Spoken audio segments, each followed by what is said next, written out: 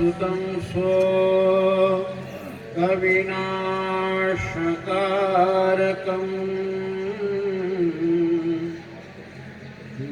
नमामि विघ्नेश्वरपादपङ्कजम्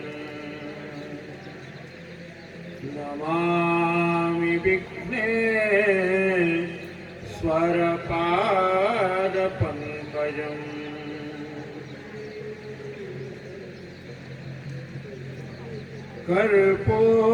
कर्पूरगौरं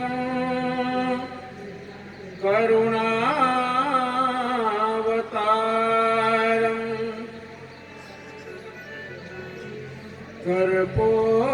कर्पूरगौरं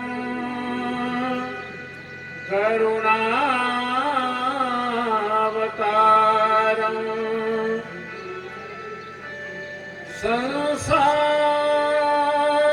संसारसारं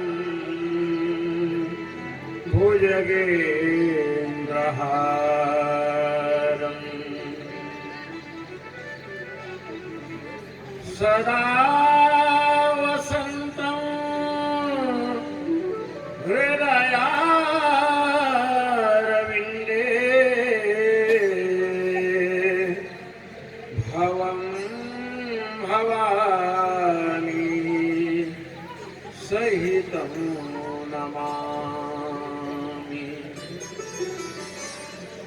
भवं भवानी सहितं नमामि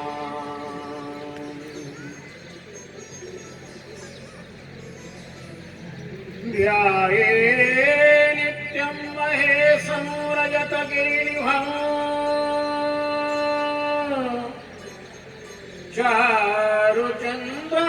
चारुचन्द्रावतंसं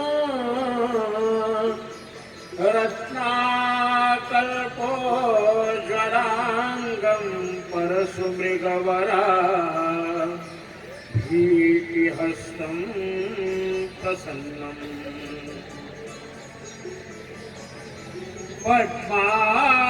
पद्मासीनं समन्तासुतमवरगणैः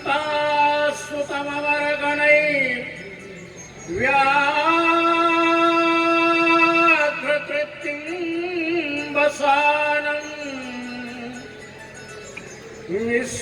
विश्वाद्यं विश्ववन्द्यं निखिलभयहरं पञ्चवक्त्रं त्रिनेत्रम्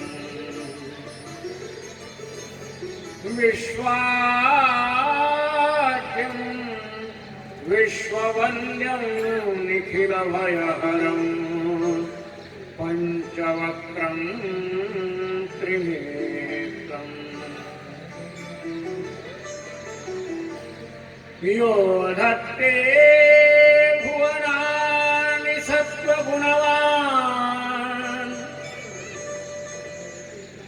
यो धत्ते भुवनानि सत्त्वगुणवान् स्रष्टारज संश्रय संहर्ता तमसान्वितो गुणमयीं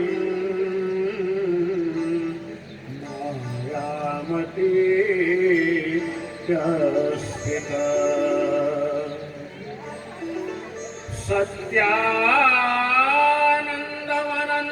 सत्यानन्दमनन्तबोधममरं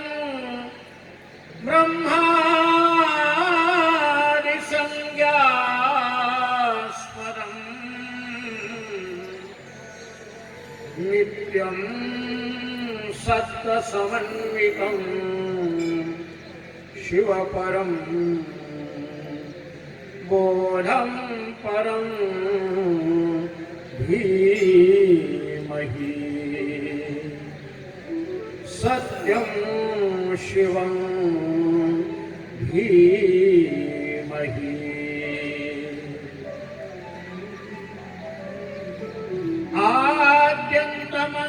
आद्यन्तमङ्गलमजात समानभावम् आद्यन्तमङ्गल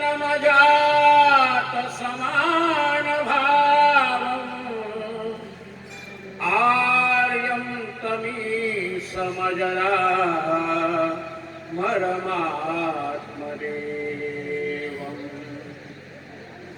पंचाननं प्रबलपञ्च विनोदशीलम्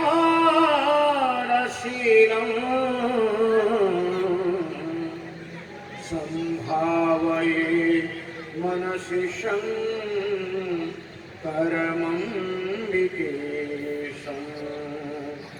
संभावये मनसि शङ्करमम्बिकेशम्।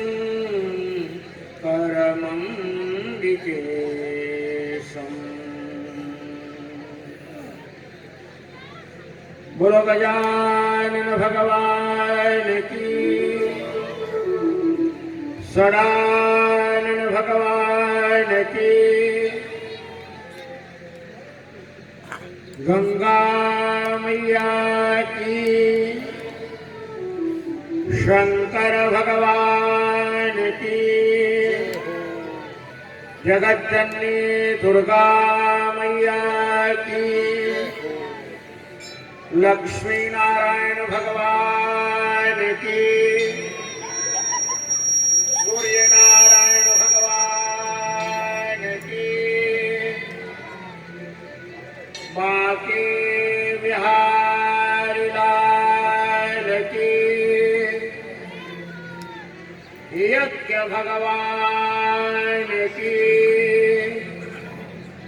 रेवती रमण महाराज की, व्यासदेव भगवान की,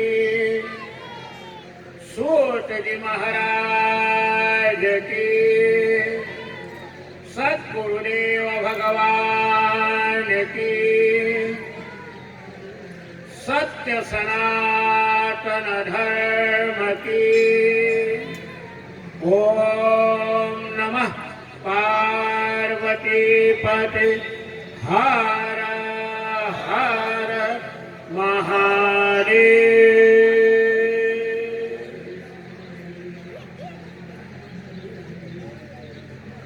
महादेव जी की अनुकंपा से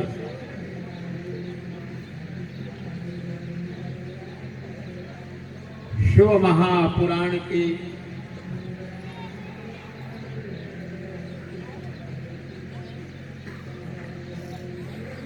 तृतीय दिवस में प्रवेश आप कर रहे हैं।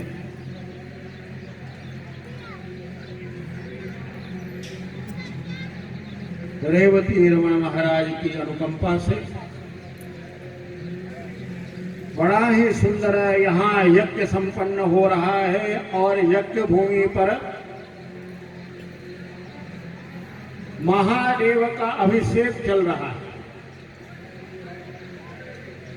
अभिषेक के साथ ही शिव पुराण का, शिव महापुराण का पारायण भी हो रहा है और बगल में हरि संकीर्तन, अखंड हरि संकीर्तन आप श्रवण कर रहे हैं।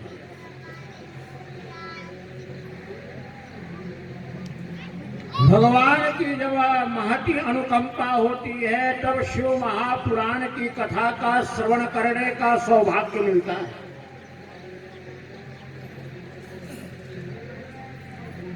और शिव पुराण शुद्ध रूप से सुनने को मिल जाए इसका भी सौभाग्य समझना।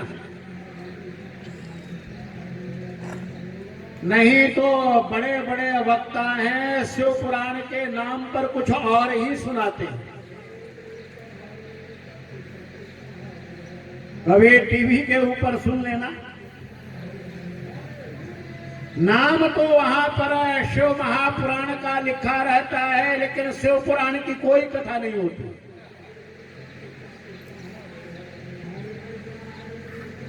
उसके पीछे कारण यह है कि शिव पुराण को जब तक आप गुरुमुख से श्रवण न कर लो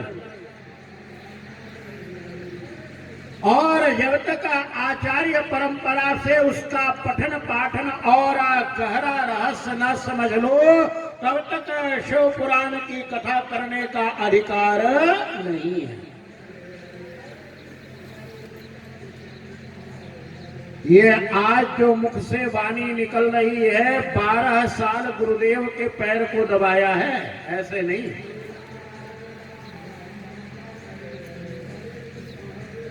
12 साल तक लगातार शिव रहस्य के बारे में श्रवण करने के बाद आज यहां बैठने के लिए, बोलने के लिए बैठे हैं।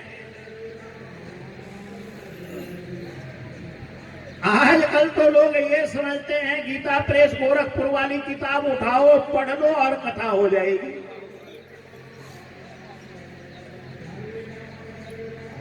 रामचरितमानस की कथा हो सकती है, भागवत की कथा हो सकती है, लेकिन शिव पुराण इतना गहरा रहस्य है, इतना कठिन है, इतना उल्टा सीधा है कि उसके सारे प्रसंगों को लगाना बड़ा कठिन है।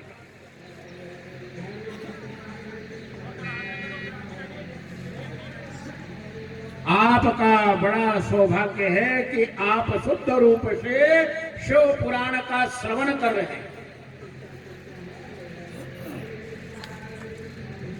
और हमारा सौभाग्य है कि शुद्ध रूप से यहाँ पर धोरा की डाणी में शिव पुराण सुनाने का कई साल से मौका मिल रहा है। पूरा शिव पुराण तो कहीं सुनाना जा ही नहीं सकता है, उसके लिए बहुत दिन चाहिए, बहुत समय चाहिए। और हम भी शहरों के अंदर जाते हैं तो पूरा शिव पुराण नहीं सुनाते हैं, निचोड़ निचोड़ शिव कथा सुना देते हैं।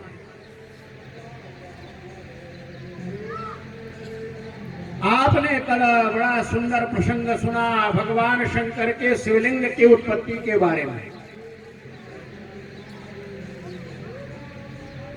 और एक बात पर आपने ध्यान दिया होगा, ब्रह्मा जी हंस बने और भगवान विष्णु सुअर बने। सूकर बोलते हैं, वाराह, संस्कृत में वाराह बोलते हैं।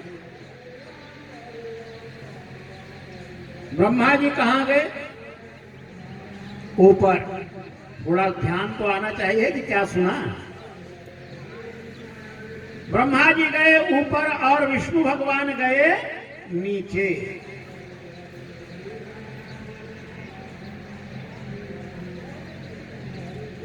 ब्रह्मा जी हंस शरीर धारण करके उड़ते रहे, उड़ते रहे, उड़ते रहे, लेकिन अंत का पता नहीं चला।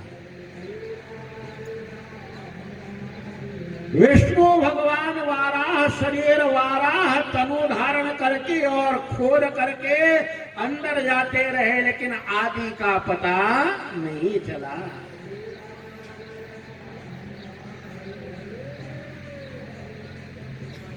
भगवान विष्णु थक करके वहां आ गए। ब्रह्मा जी आए, कथा आपको कल सुना चुके हैं।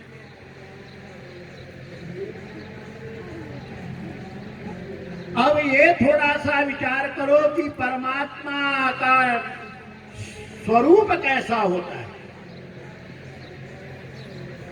जो आदि और अंत से रहित हो,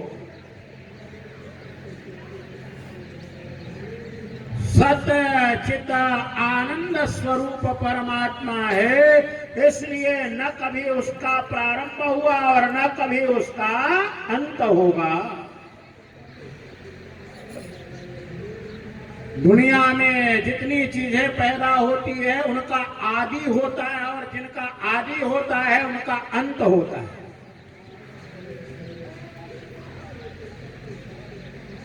महादेव न तो पैदा होते हैं और न कभी इनका अंत होता है, उन्हीं को शिव कहते हैं।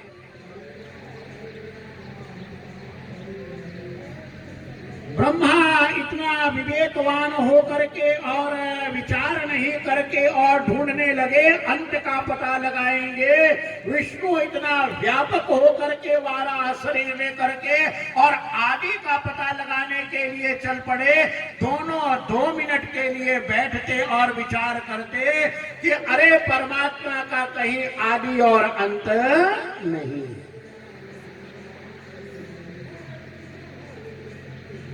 तेरा अंत न पावे कोई, ऊंचा से ऊंचा भगवंत, गुरबानी के अंदर।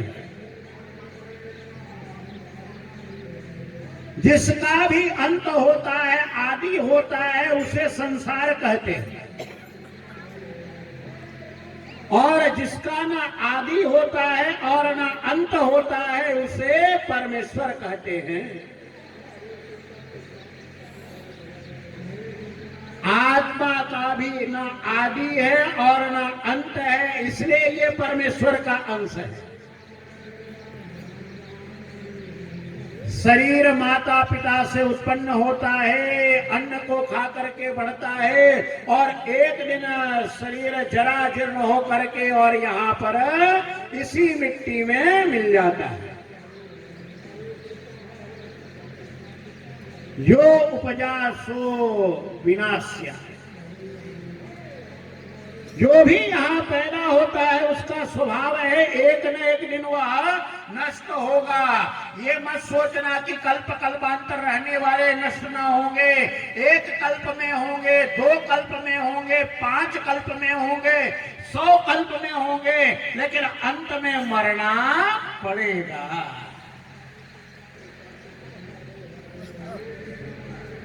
इसलिए महादेव जी के शिवलिंग का भी ना आदि मिला और ना अंत मिला। महादेव जी किस रूप में प्रकट हुए थे तो आपको कल बतलाया, ज्योति के रूप में प्रकट हुए थे। ऐसे तो महादेव का सब स्वरूप है, आपको कई बार बतलाया है विस्तार से। भगवान शंकर की 8 मूर्तियां हमारे आंखों के सामने नजर आती रहती हैं। त्वमापस्त्वं सोमस्त्वं धरणिरात्मा त्वमिति च। कालिदास ने भी बड़ा सुंदर स्तुति की है, भगवान शंकर के 8 मूर्तियों की स्तुति की है हमारा। या सृष्टु सृष्टिरात्या वहति विधिहुतम्, या हविर या च होत्री, ये द्वे कालम विधत्ते श्रुति विषय गुणा, या स्थिता व्याप्य विश्वम, या माहु सर्वबीजा प्रकृतिरिति यया प्राणिना प्राणवंत, प्रत्यक्षाभि प्रपन्नस्तनुभिरवतुस्ताभिरष्टाभिरीसा। हमारे महादेव कहीं छुप करके कैलाश में बैठे हो, ऐसा नहीं है भाई। हमारे महादेव काशी में छुप करके बैठे हो, ऐसा नहीं है। लोग ये सोचते हैं कि भगवान शंकर कहाँ कैलाश में बैठे होंगे, काशी में बैठे होंगे, केदारनाथ में बैठे होंगे, रामेश्वर में बैठे होंगे, अरे हिमालय की गुफा में बैठे होंगे। ऐसे नहीं है हमारे महादेव। हमारे महादेव तो सब जगह विराजमान है। केवल समझने और देखने की शक्ति होनी चाहिए महाराज। हमारे महादेव 5 रूपों में आपके सामने सदा विराजमान रहने वाले हैं। पृथ्वी जल तेज वायु आकाश, इन रूप में भगवान शंकर विराजमान है। पृथ्वी के रूप में महादेव हैं, जल के रूप में महादेव हैं, अग्नि के रूप में महादेव हैं, वायु के रूप में महादेव हैं, आकाश के रूप में महादेव हैं।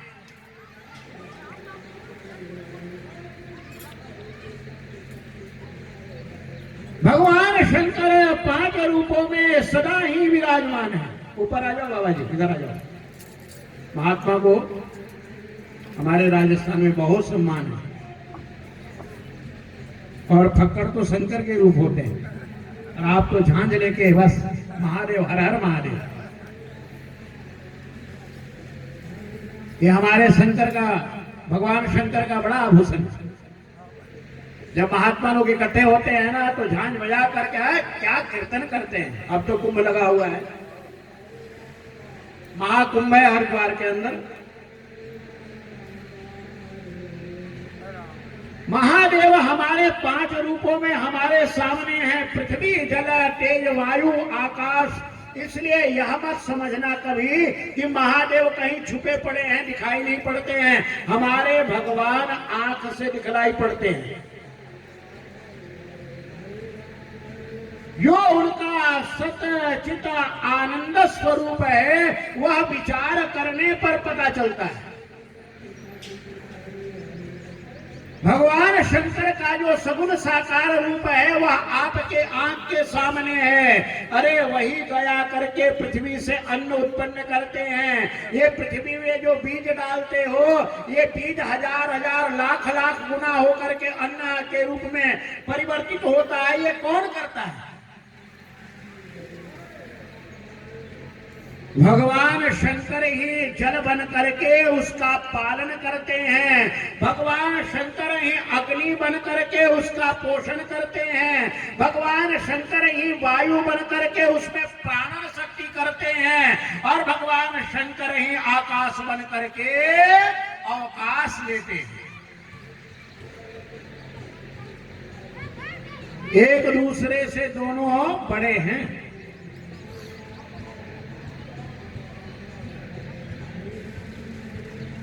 पृथ्वी के बाद जल, जल के बाद तेज, तेज के बाद वायु, वायु के बाद आकाश। ये पांचों रूपों में महादेव विराजमान है। इसलिए कई बार हम लोगों को समझाते हैं कि पृथ्वी को स्वच्छ रखना, जल को स्वच्छ रखना, अग्नि को स्वच्छ रखना, वायु को स्वच्छ रखना, आकाश को स्वच्छ रखना, ये महादेव की सेवा है। यदि आप पृथ्वी को गंदा करोगे, जल को गंदा करोगे, तो महादेव नाराज हो जाएंगे। और नाराज हो जाएंगे तो फिर आएगा कोरोना। अरे भाई, वहां सब चाइना में जानवर पता नहीं कैसे कैसे जानवर खा जाते हैं, भगवान जाने।